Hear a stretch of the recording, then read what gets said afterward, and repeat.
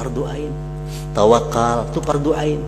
Tafwid fardu ain, ridha fardu ain, sabar fardu ain, taubat fardu ain, ikhlas dan sebagainya fardu ain.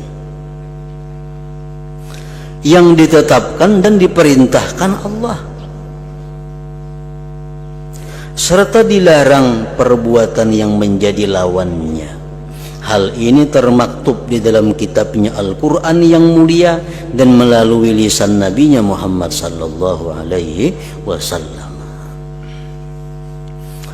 Allah Ta'ala berfirman, wa 'alallahi fatawakkalu in kuntum mu'minin. Artinya, dan hanya kepada Allah tawakallah kalian jika kalian memang benar-benar beriman. Nah, itu keras. Amun ikam bujur-bujur beriman, ikam tawakal kepada Allah. Berarti apa? Amun kada tawakal kada beriman. Wa 'alallahi fatawakkalu in kuntum mu'minin. Washkuru lillah in kuntum iyyahu ta'budun. Artinya bersyukurlah kalian kepada Allah jika kalian memang benar-benar hanya menyembah kepadanya. Kalau kalian menyembah kepada Allah, kalian mesti bersyukur. Jadi syukur adalah perintah Allah. Dan syukur itu fardu ain bagi setiap mukmin dan mukminah.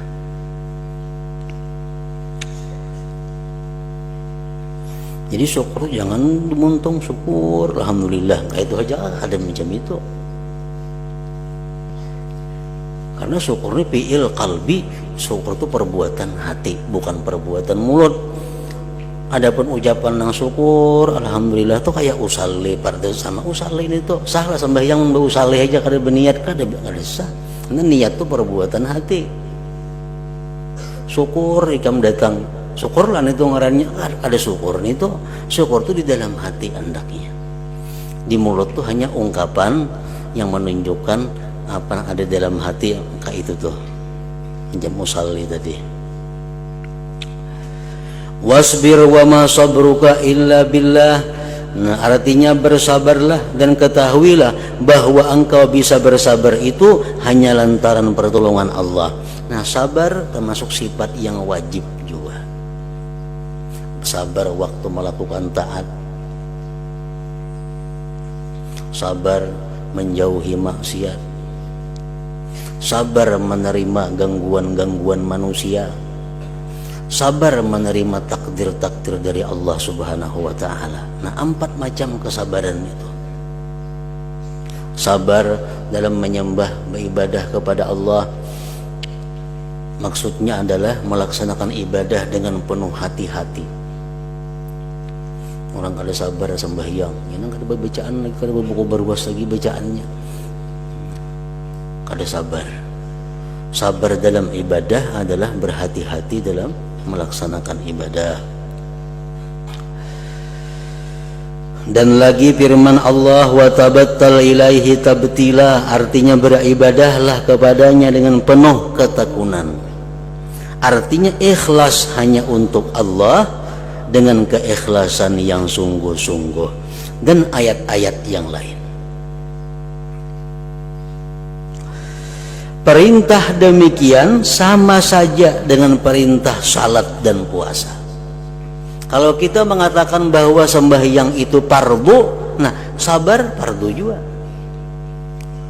Syukur fardu ain juga. Ridha fardu ain, tawakal fardu ain, tafwid fardu ain.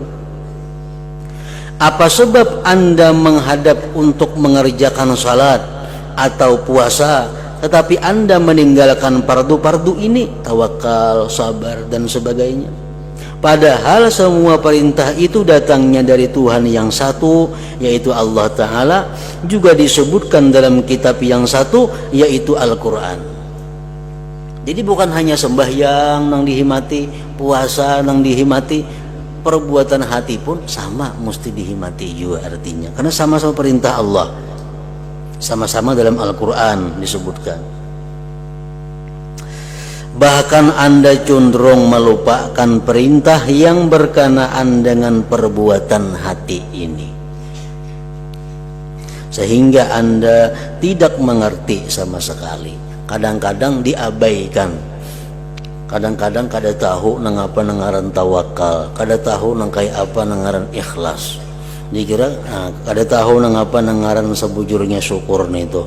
Kenapa? Karena menganggap bahwa nang penting ibadah itu nang zahir, nang batin kada penting, padahal sama-sama fardu ain. Bahkan Anda cenderung melupakan perintah yang berkenaan dengan perbuatan hati ini, sehingga Anda tidak mengerti sama sekali, kada belajar, kada mengetahui sama sekali artinya. Kenapa perkara hati ini ditinggalkan? Hal ini disebabkan oleh fatwa ulama usu, ulama yang jelik, yang mencintai dunia, harta dan kedudukan duniawi, sampai-sampai perkara baik dianggap munkar, sebaliknya perkara munkar dikira baik. Juga karena mengikuti orang yang meninggalkan ilmu-ilmu yang disebut-sebut Allah dalam kitabnya sebagai nur, hikmah dan petunjuk, serta menurut kepada orang yang menjalankan ilmu-ilmu yang digunakan untuk mencari harta haram. Nah, itu penyebabnya kenapa ilmu-ilmu yang berkaitan dengan hati ini kada dihiraukan atau kurang perhatian. Wahai orang yang mencari petunjuk, tidak takutkah Anda menjadi orang yang menyia-nyiakan sebagian dari kewajiban-kewajiban ini? Malahan sebagian besar dari kewajiban yang bersangkut paut dengan perbuatan hati ini. Amun dihitung-hitung, banyak perbuatan hati yang wajib daripada perbuatan zahir.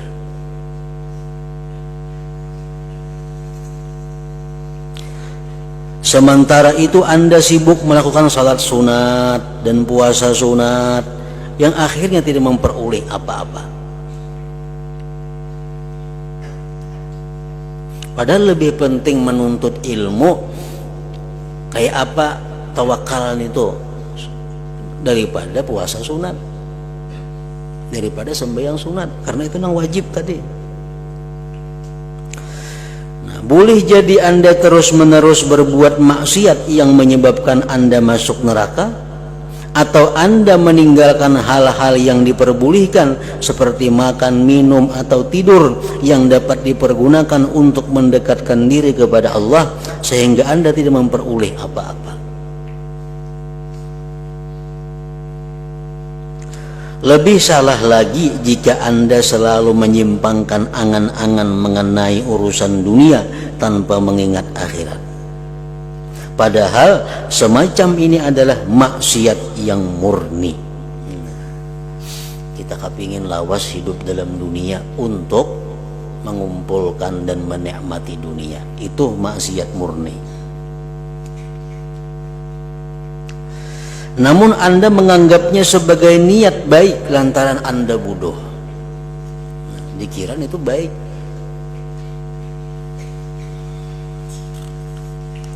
Tidak mengerti perbedaan antara menyimpangnya angan-angan dengan niat melakukan kebaikan. Dikiranya sama lawan niat melakukan kebaikan. Serta tidak mengetahui bercampurnya dua hal tersebut di dalam satu keadaan.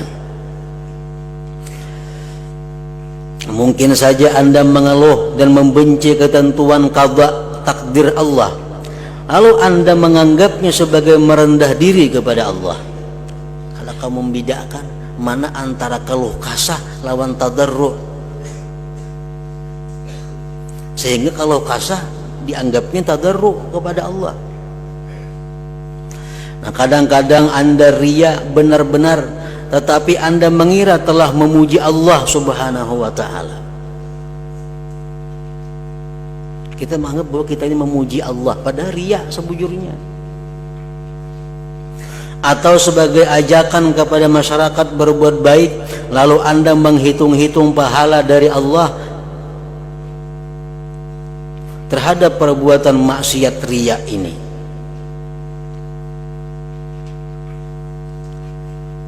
Kita mengajak kepada masyarakat untuk berbuat baik. Kalau kita menyebutkan kebaikan kita ini, nah kita mengira itu kebaikan, padahal itu riya. Nang boleh menampaikan kebaikan-kebaikan diri itu kepada orang adalah orang yang diikuti, orang yang jadi panutan, orang yang jadi muktada, yang diikuti. Nah sidin tuh boleh berkisah, aku dulu membaca Yasin tuh 40 kali sekali duduk, sidin, supaya orang menuruti. Namun seorang jadi ikutan orang kada, jadi perhatian orang kada, berkisah segenang apa? Orang kada masih juga. Nah, jadi boleh berkisah kita berbuat baik dahulu-dahulu kalau kita ini jadi contoh teladan orang. Namun kita kada jadi guru, kada jadi teladan, kada boleh berkisah kebaikan-kebaikan itu segenang apa? Nah, dikira kita itu kebaikan pada riya. Anda memperkirakan ganjaran besar di tempat siksa Allah. Dikira dapat pahala, padahal kada. Jadi Anda berada dalam jaringan tipu daya syaitan yang sangat besar dan kelingahan yang teramat buruk. Demi Allah, hal ini merupakan bencana yang sangat jelek bagi orang yang beramal tanpa ilmu. Sembahyang contohnya. Sembahyang ini bisa diterima Allah bukan hanya kita tahu syarat rukun-rukunnya, pembatal-pembatalnya. Bukan hanya itu. Soalnya sembahyang syaratnya cukup, rukunnya pas, pembatalnya dihindarinya. Sembahyang lainnya diterima Tuhan lah kada tentu, karena Tuhan masih memandang dulu hatinya kayak apa dalam sembahyang itu. Nah jadi perbuatan hati ini sangat menentukan diterima atau ditolaknya amal. Selain apa yang tersebut di atas, sesungguhnya amal-amal lahiriah itu ada hubungannya dengan amal-amal yang samar, amal hati. Amal-amal hati ini bisa membaguskan amal zahir dan dapat pula merusakkannya.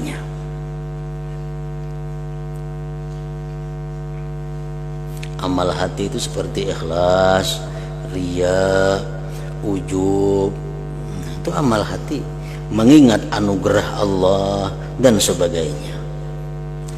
Barang siapa tidak mengetahui amal-amal batin dan sebab-sebab berpengaruhnya pada ibadah lahiriah serta cara-cara memelihara amal zahir dari amal batin yang jelek, maka amal zahir orang tersebut tentu tidak dapat selamat dari kerusakan.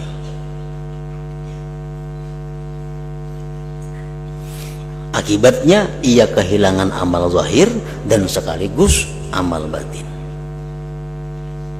Yang tinggal pada dirinya tidak ada kecuali celaka dan kepayahan. Ini merupakan kerugian yang nyata. Itulah sebabnya Rasulullah sallallahu alaihi wasallam bersabda mengenai sifat ilmu. Ujar Nabi, inna nauman ala ilmin khairun min salatin ala jahlin. Fa innal amila bighairi ilmin yufsidu aktsara mimma yuslihu. Artinya, sesungguhnya tidur atas dasar ilmu adalah lebih baik daripada salat orang yang bodoh. Artinya sembahyang, cuma nya kada tahu perbuatan hatinya macam apa mestinya waktu sembahyang itu. Bujur aja dilihat rukunnya bujur, syaratnya bujur, gerak-geriknya bujur. Tapi nya kada mengaji tentang bagaimana meletakkan, mengatur hati waktu sembahyang itu. Nya kada menuntut itu. Nah, tak baik guringnya orang alim pada sembahyangnya orang itu. Sesungguhnya tidur atas dasar ilmu adalah lebih baik daripada salat orang yang bodoh, karena orang yang beramal tanpa ilmu itu lebih banyak merusakkan amalnya daripada membaguskannya. Dalam hadis lain Rasulullah menyatakan, naumul alim afdalu min ibadatil jahil. Guringnya orang alim lebih abdal daripada beribadahnya orang jahil. Orang alim guring berpahala. Kenapa? Ini niatnya baik. Nah guring dulu nah.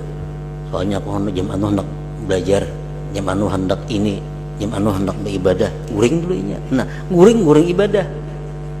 Orang jahil beribadah tapi niatnya kada bagus. Kenapa kada bagusnya? Kada tahu. Nah, jadi guringnya orang berilmu itu lebih afdal daripada ibadahnya orang jahil. Puasa itu amal zahir. Kayak apa supaya puasa diterima Allah? Laksanakan syaratnya, rukun puasa, jauhi pembatalnya. Terima Allah belum tentu. Karena ada lagi syarat-syarat hati macam apa waktunya melaksanakan puasa itu. Nah, jadi kewajiban hati ini sama kewajibannya dengan yang zahir tadi. Masih tentang ilmu, beliau Rasulullah juga bersabda, innahu yulhamuhu su'ada wa yuhramuhul ashqiya.